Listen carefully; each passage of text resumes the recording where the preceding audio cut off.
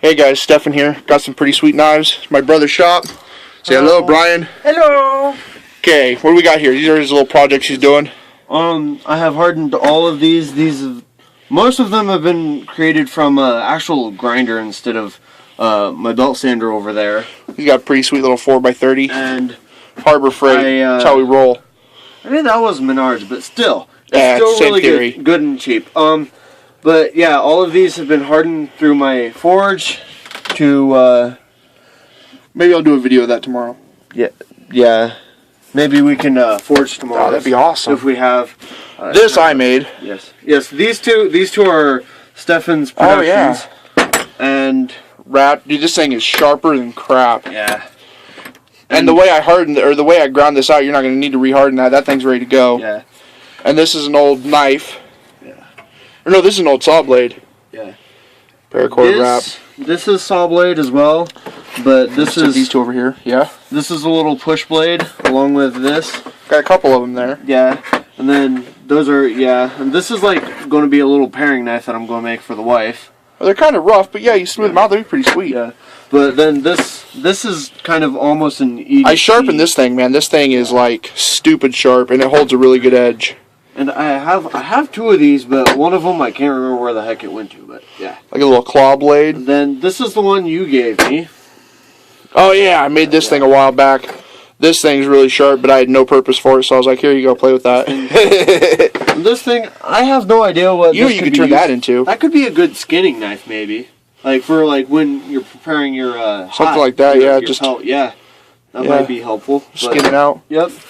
Those are the main knives that I'm working on. Then we got the machetes. Yeah. Okay, what's this one? Tell us about this one. This one is... That has a long history. Yes, this has been tried and true through...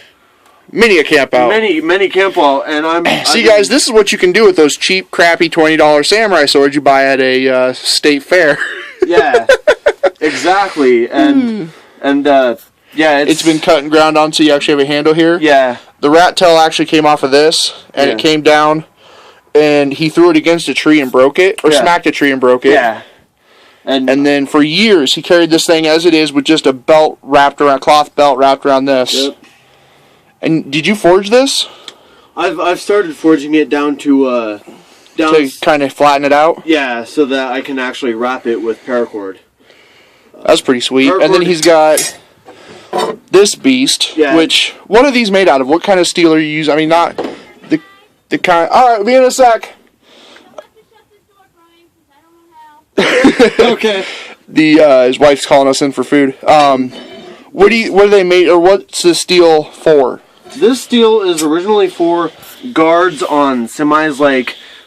you'll see like the diamond plating. Actually, in this one, you'll actually see some diamond plating. Like right there, you'll see some right there. Oh yeah, there and there. Not quite polished. That's awesome. But I'm gonna try and buy this from him, guys.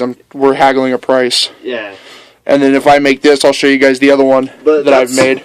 This is good, as heavy as any machete. Oh yeah, here you got a tape measure out here. That's the one thing you need for your shop, bro. Please. Because like.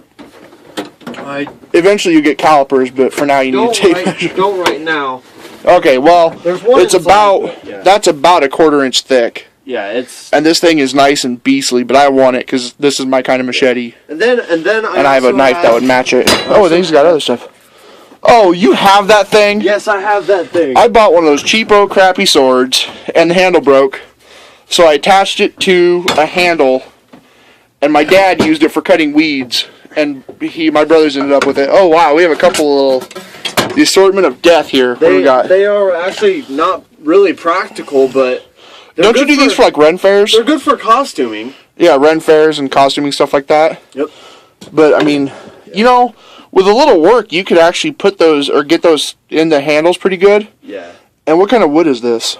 That is it's pretty light. It's hickory. I don't know about a handle, but if you got some good ash, you can make that a really sweet. This is oak. That's an old shovel handle that he has wrapped. No, that is an oak.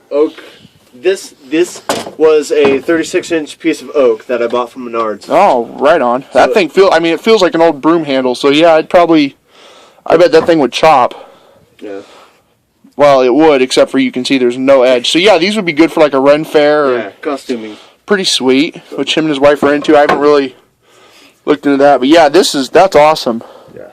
So this is a shop. This is a little forge. We'll hook that up tomorrow, maybe. And then, if you'll look out there, there's. I don't have my camera. We'll show it tomorrow. Yeah. We'll do more tomorrow. This would be great. All right. But yeah, I want to buy this because this thing would be freaking sweet.